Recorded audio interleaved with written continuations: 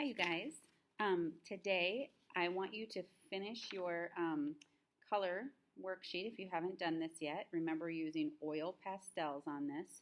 Right now the oil pastels are on the island and you can get those.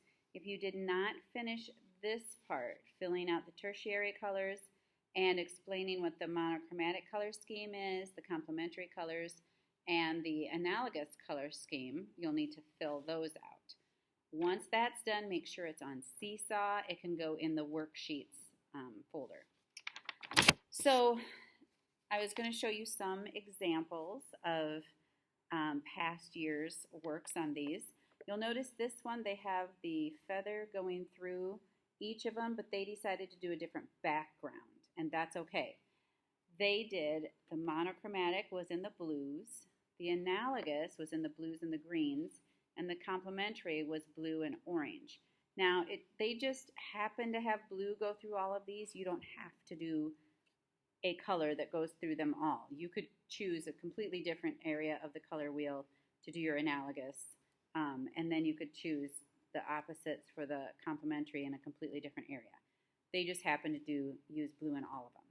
But you can do the different background if you have the main piece the same throughout.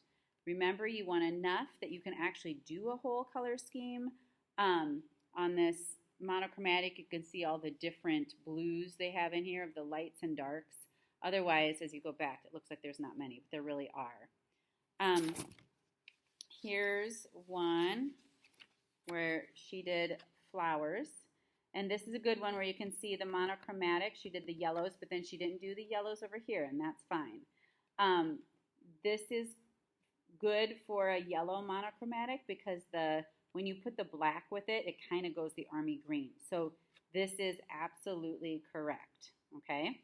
And then she did the blues and the greens for analogous, and she did the oranges and blues for complementary. I probably won't go through all the colors each time, but here's another one. They ended up with a really thin paper, so they put their words on the side so we'd know what they were.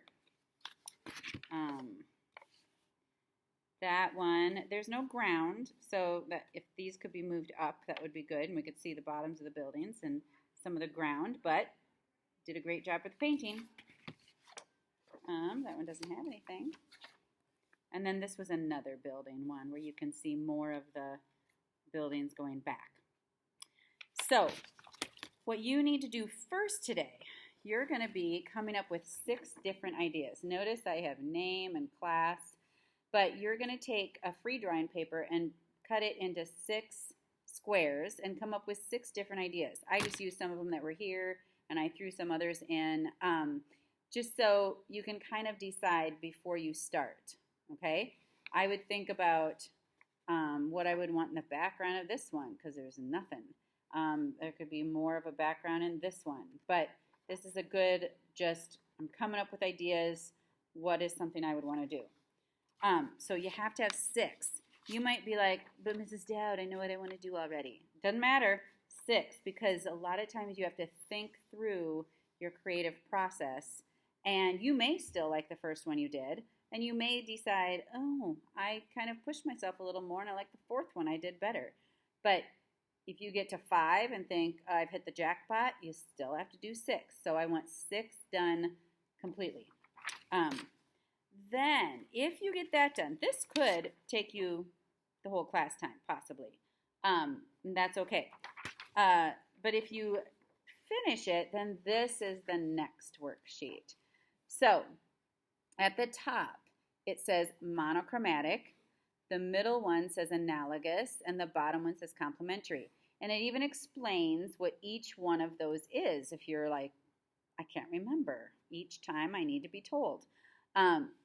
By now, you should be remembering at least complementary. You've heard it several times in elementary and then in middle school.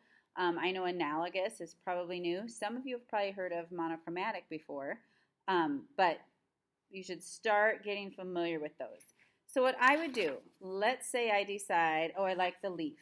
So I'm going to do the leaf on here, and I'm going to do it 3 times, okay? And I'm going to decide if I'm going to do different background each time or if it's going to be the same. Then I'm going to use colored pencil. It's too small to use oil pastels in here. We're going to use colored pencils, and I want you to decide how am I doing this monochromatic and color it monochromatic. How am I doing this analogous and color it analogous? How am I doing this complementary and color it complementary? Okay? The colored pencils are in the drawer in the island. It's like the bottom drawer, I think. The bottom two are markers and colored pencils. So you can just get one, a whole container for your table. You know, they get mixed up and stuff, so hopefully they have all the colors that you need. But that's what we want to do on this one. We're going to be coloring each one.